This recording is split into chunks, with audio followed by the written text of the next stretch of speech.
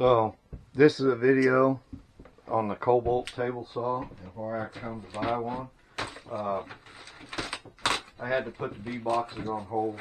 I've got other stuff to do and the weather's nice, so I'll be able to work outside. I will keep painting on them when I get all this stuff set up and rearranged. The reason I bought the Kobalt is I'm a pretty big Porta-Cable fan, and Porta-Cable don't make a table saw anymore. Couldn't find any anywhere locally, and it just, I wish it would have been a Porta-Cable. I looked at the DeWalt, and for the same price that the little bitty DeWalt was, which had no rolling stand, it just had a little bitty stand that folded out, and I didn't really care for that design. I mean, it'd be great to work off saw horses with plywood on top of it and stuff like that, but it just, I needed a little bigger than what it actually offered. And this part is part of the stand and the roller.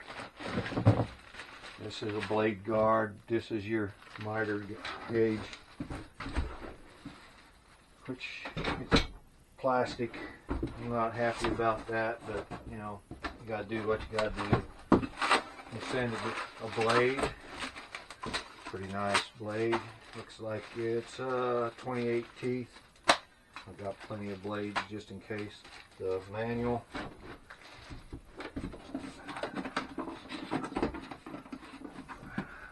Saw guard. I wished it would have been a little thinner. I'll need that. Part of the stand I'll be putting together. More parts for the stand. Yeah, all the bolts for the stand. Anti-back kick. More of the stand. Alright.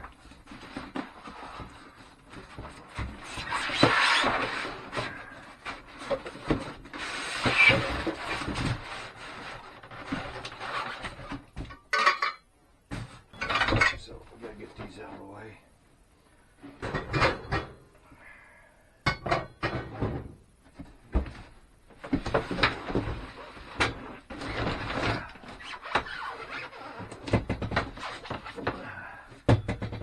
Fence rail, built-in push stick. Push it that way, push it the other way. It's nice to have. Hopefully it's accurate. If not, I'll do the adjustment needed to get it up to accuracy.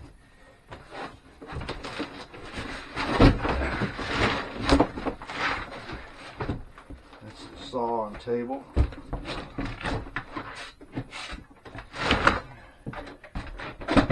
And pull the wheels out. One of the reasons that I bought this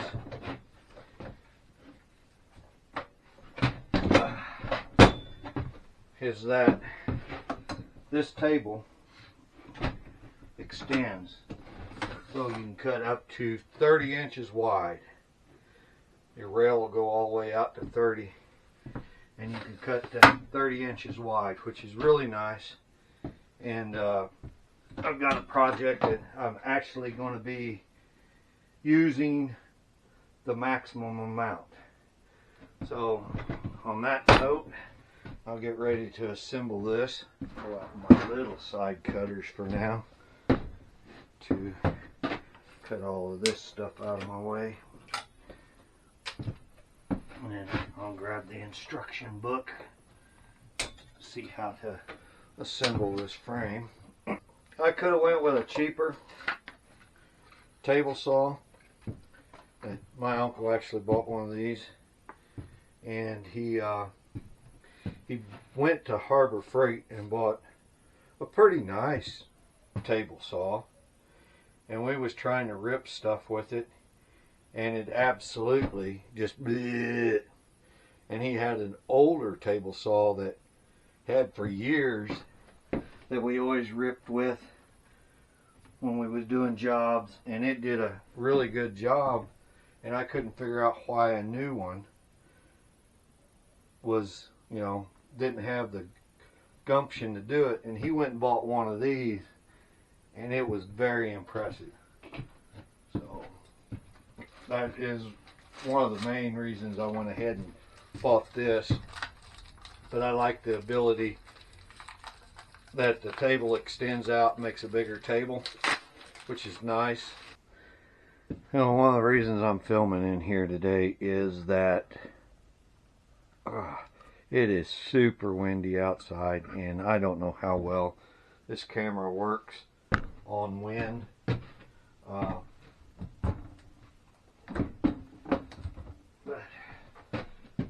I'm going to go ahead and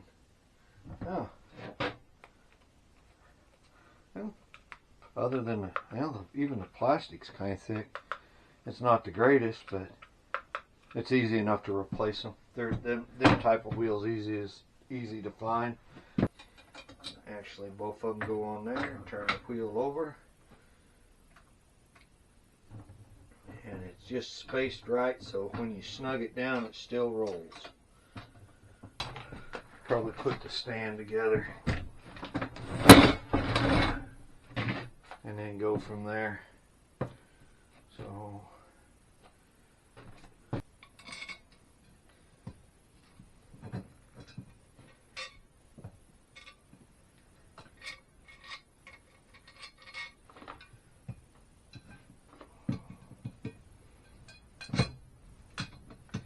seems like an awful long bolt.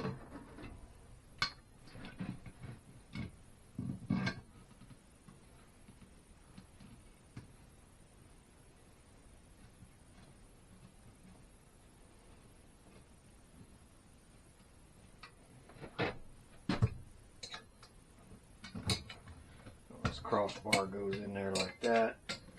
The picture shows that it goes toward the inside, both of them. So, on that note, I guess it put it both the right direction and not mess up.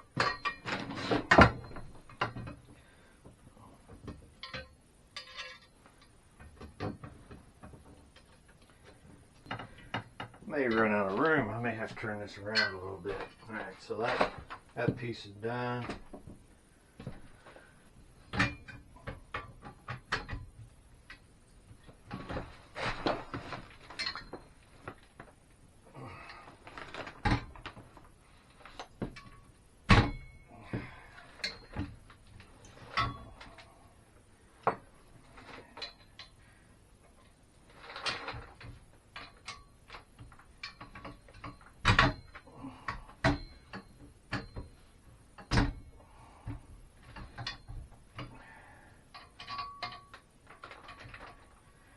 There's a square shoulder on these,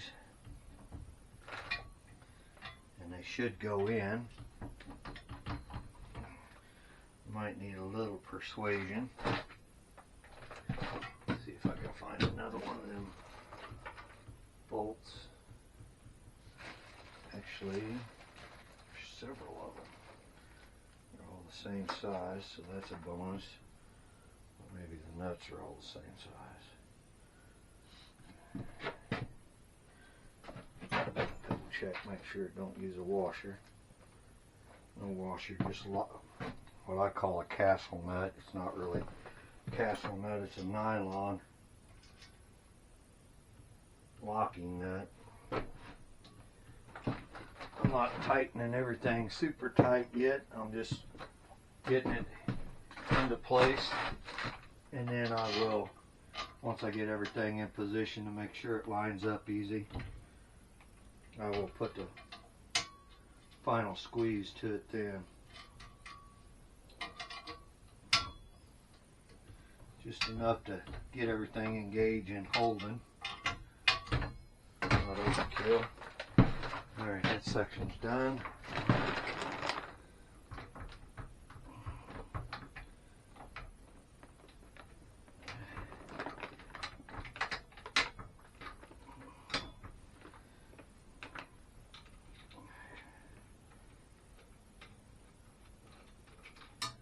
Again, just enough to catch, because there's another hole here that'll have to line up, and it may not want to if it's tightened down too much. Now, this is supposed to go across like so. You got this little round spacer and the nut, and it goes, bolt goes through. Spacer goes on.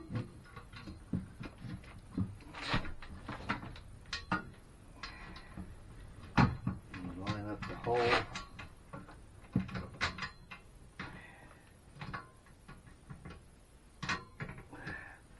Put a nut on. Run it down until the threads barely catch in the nylon.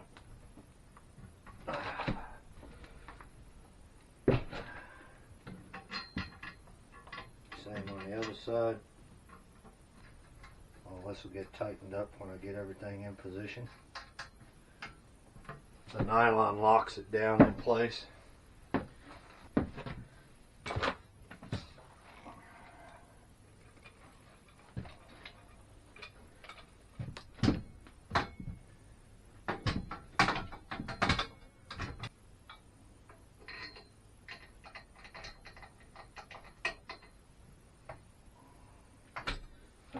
Push the bolt through, push the spacer on. I'll do both sides, make it a little easier on me, lining this up where it's close to going in.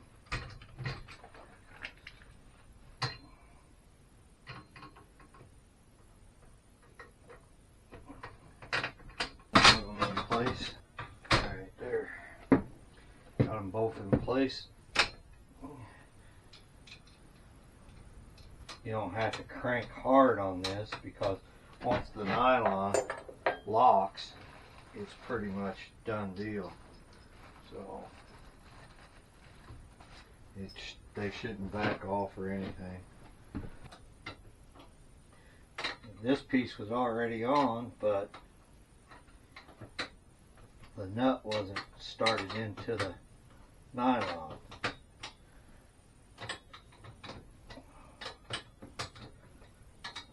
Tighten them up just a little bit. I'm going to set it up.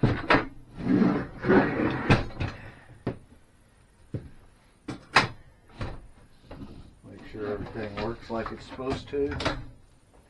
And it does. So now I got all that in place. Double check the locks. Go back through and tighten everything up. Don't over crank these, because every part, almost every piece on here hinges in some form or another.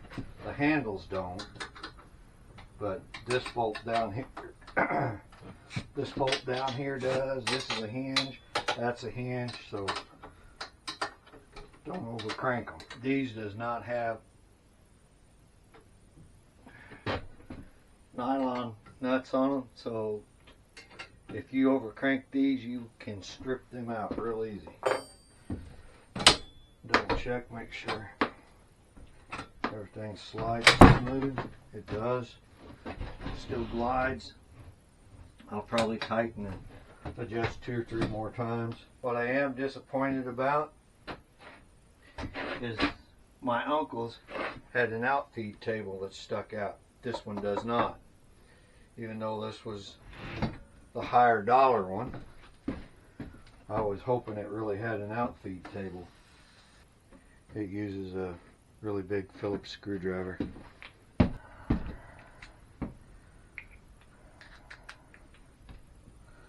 Oh, this is my Craftsman. Oop, wrong way. It goes down in the hole, like so.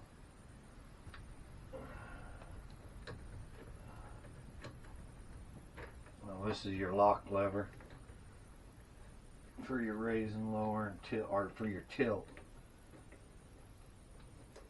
This is all plastic. I hope it holds up. It should. Get it just a little more snug. That's supposed to rotate freely. Very, very smooth. Really like that. It'll make putting the blade in easier. Hard to reach, but at least they was there.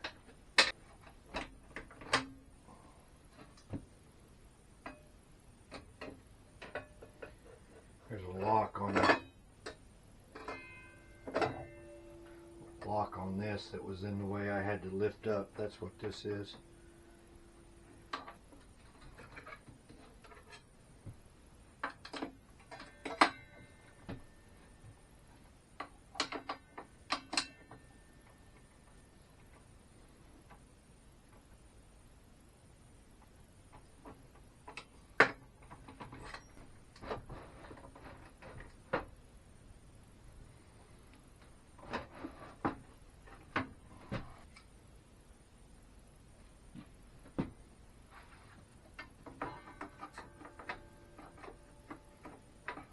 So it's got Phillips screws in here to adjust up to the level with the surface.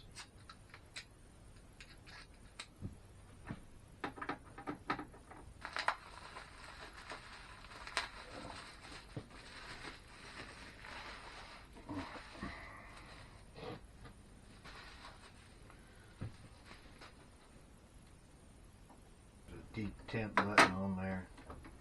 Supposed to hold them in place, I guess.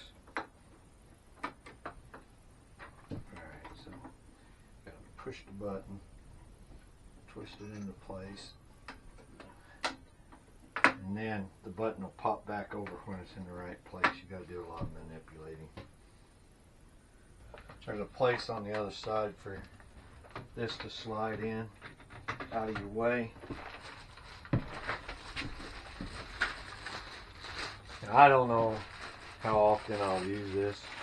I mean, I know it can save your fingers, but like I said, I don't know how often I'll use it.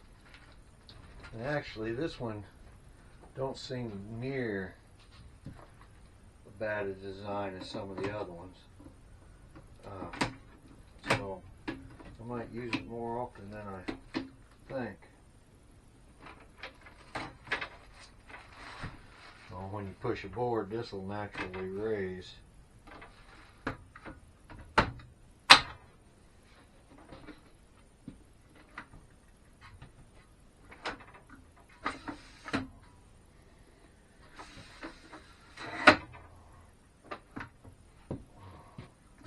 I like it because it does have a push stick.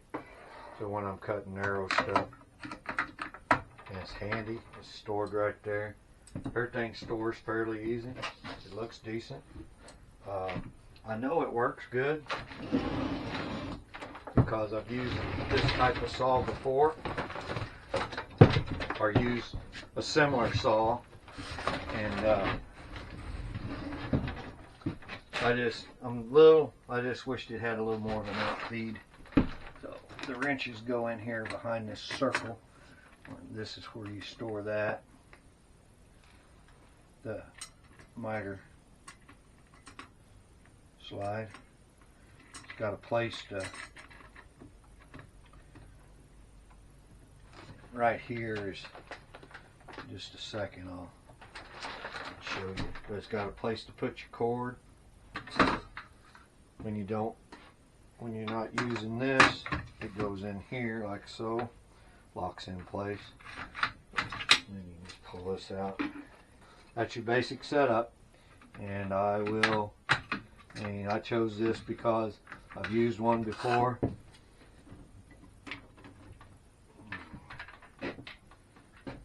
Go goes here, locks in, and the knife goes over in the other slot, or the anti-kick goes over in the other slot. So overall, I think this will do more than what I need it for now. I've got a couple cabinets I'll be building with it. I'll be ripping lumber to build beehives, and my other saw just does not have the capacity or the ability to be able to do what I need to, so I went and bought this one. And I know I'll be using it on job sites and stuff, plus I'll be using it a lot around here. So appreciate you watching. Hope you guys learned something. I hope this helped you decide on what type of table saw to buy, maybe, or at least what to look for. This has got a lot of benefits to it. So I'll see you on the next one.